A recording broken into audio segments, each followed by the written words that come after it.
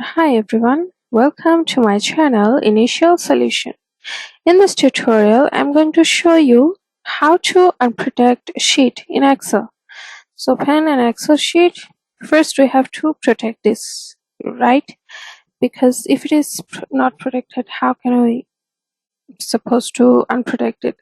So just let's go to format cells, format option, and click on protect sheet and give a password for you know to protect our sheet, and retype your password here.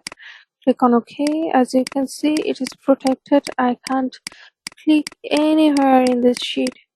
So how you'd unprotect it? Just simply again go to this format option and click on unprotect sheet and give your password here, and it will be unprotected. As you can see, I can now edit it.